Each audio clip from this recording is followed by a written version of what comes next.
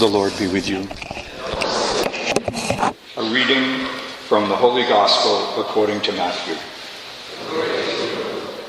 May the Spirit of the risen Christ be in our minds and in our hearts, that the wisdom of the gospel may penetrate the depths of our life. Jesus took Peter, James, and John, his brother, and he led them up a high mountain by themselves. And he was transfigured before them. His face shone like the sun. His clothes became white as light. And behold, Moses and Elijah appeared to them, conversing with him.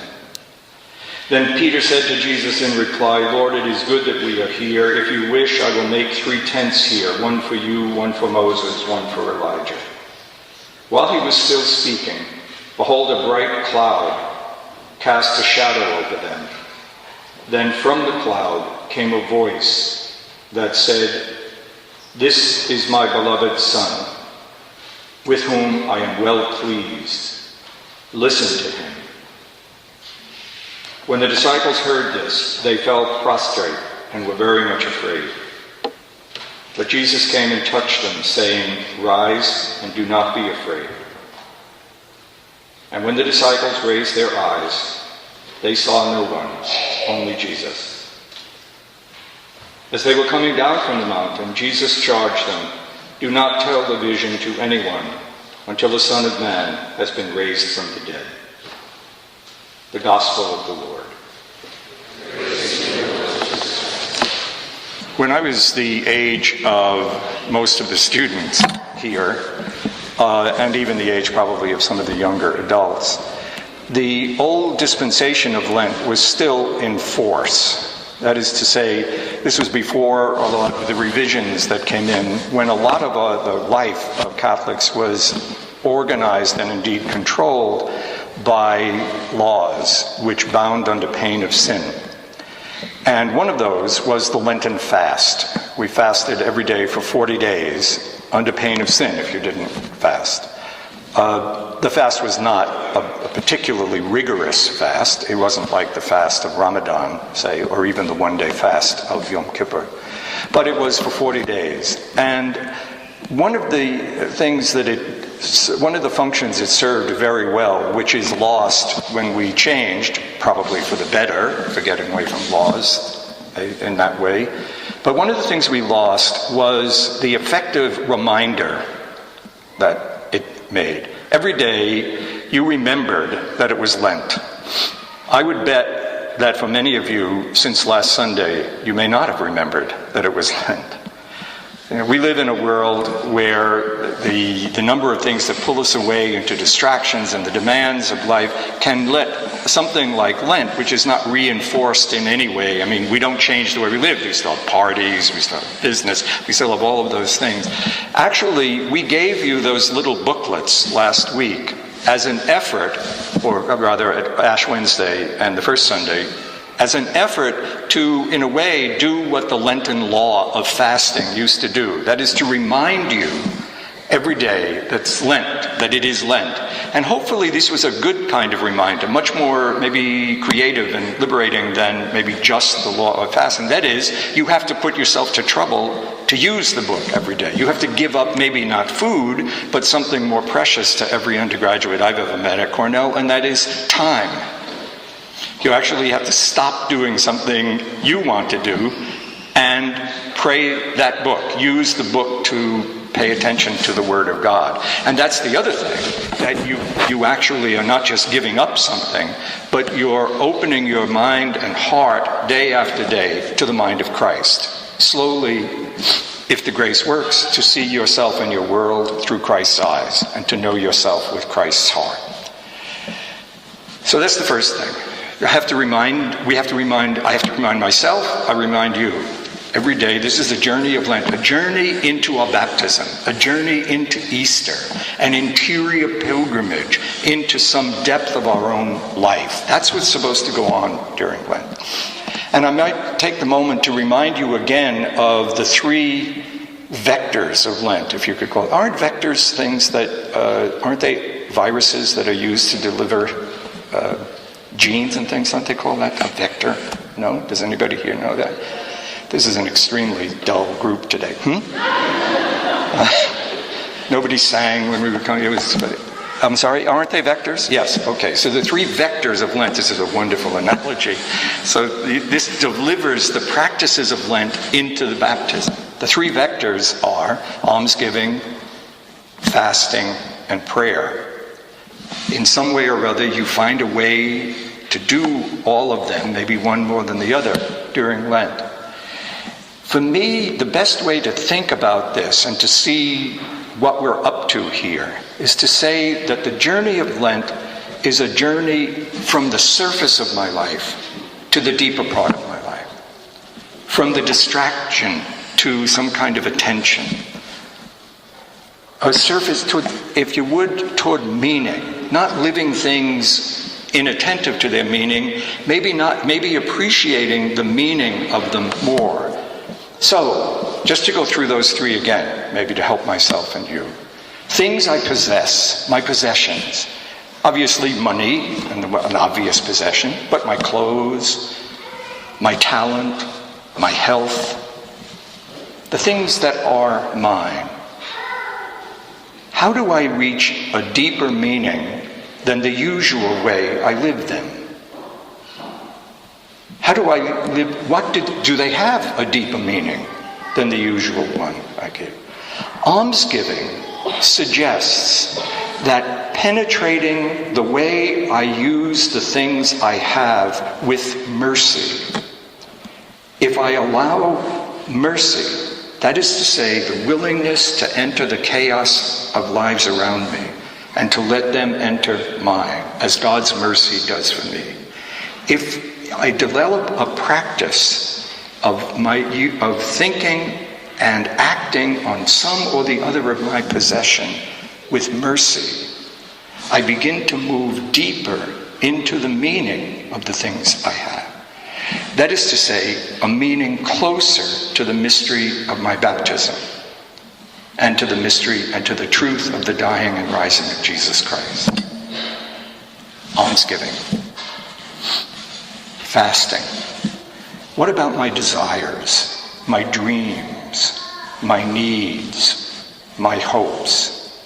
How do I reach a deeper recognition and actual living of what they mean?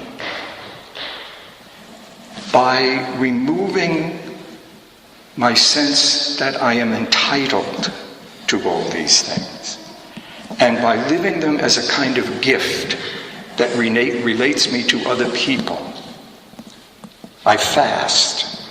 I separate myself from an automatic satisfaction of my desire, being lost in my dreams, thinking of myself without relation to other people. I begin to enter a deeper meaning of my dreams and desires and needs and hopes, a meaning closer to the core of who my true self, and closer necessarily then to the mystery of my baptism and the mystery of the dying and rising of Jesus Christ, into which I was baptized. And then my mind, my stance toward the world. What do things mean to me? How do I think about things? How do I see and judge other people? How do I, choose things? My freedom, myself, prayer. That's at the heart of prayer. I open my mind, my feelings, my choices to receive,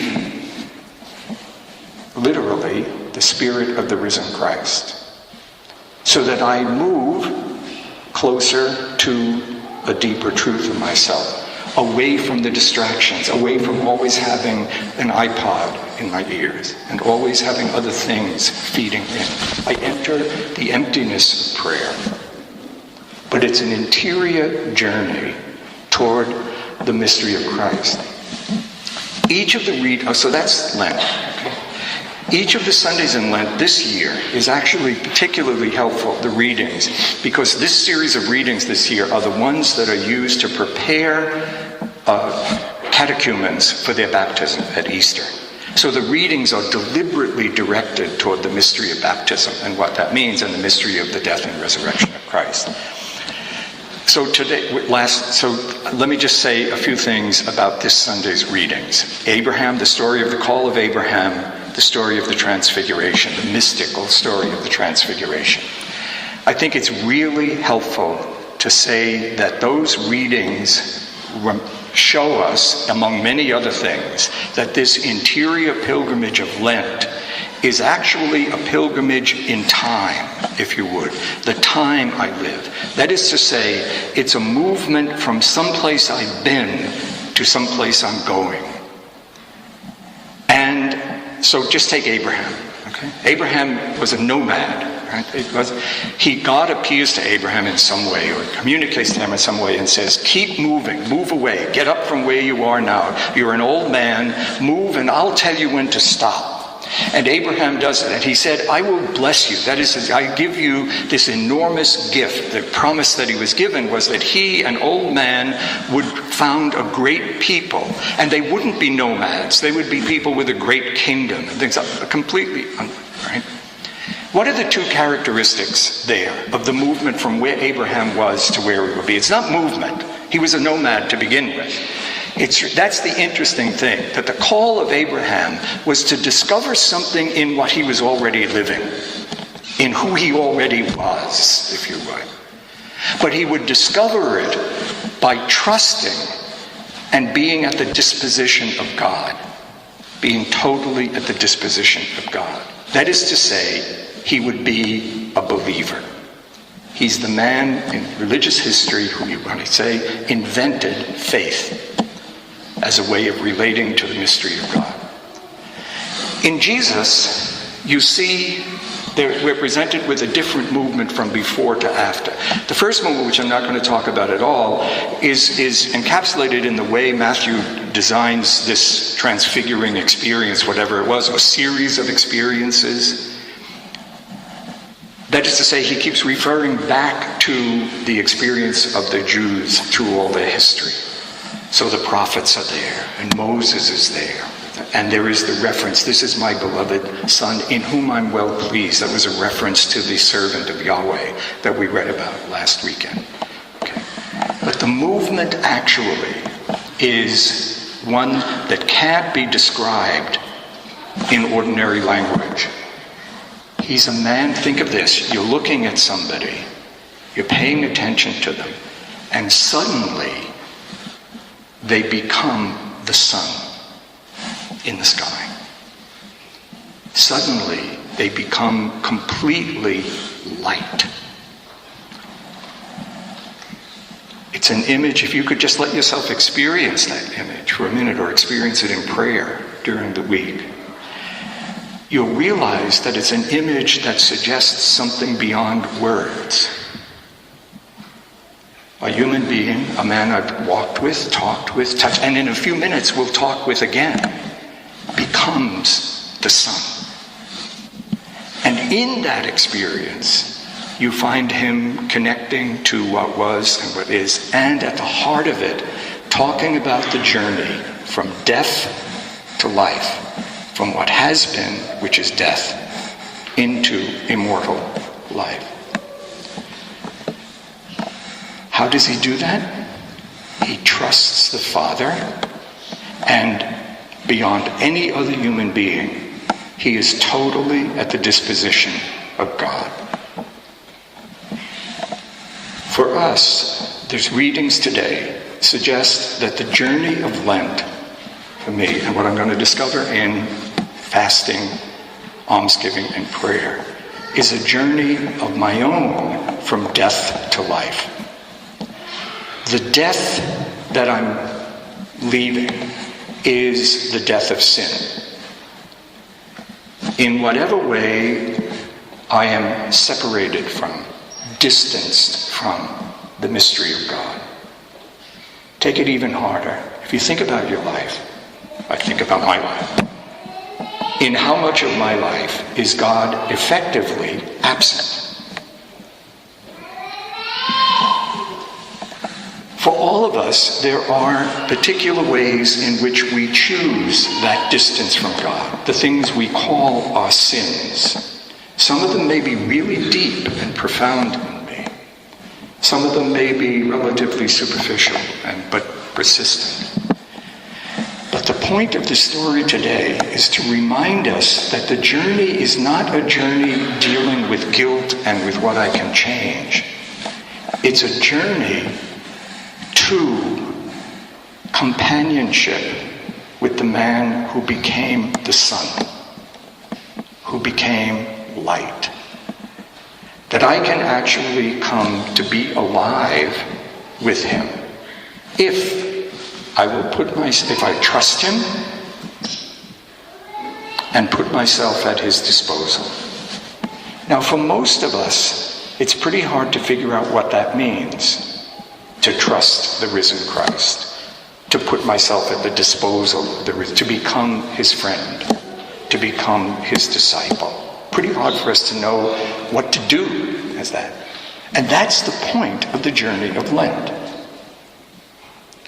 It may be that through this whole journey, I just try day after day to adopt that attitude as I think about my possessions, my desires, and the way I think about the world. Because if the risen Christ is indeed risen, and I let myself open to that, he can actually affect the way I think, the way I choose.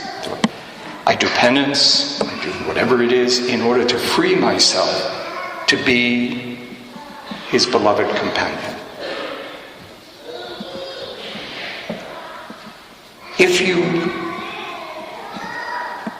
I wouldn't be surprised if most of you don't have a very clear sense right now of how you would be at the disposal of Christ in your possessions, in your time, and in your work. I would be very surprised if all of you didn't have some idea about how you would do that, especially if you let yourself be quiet enough to do.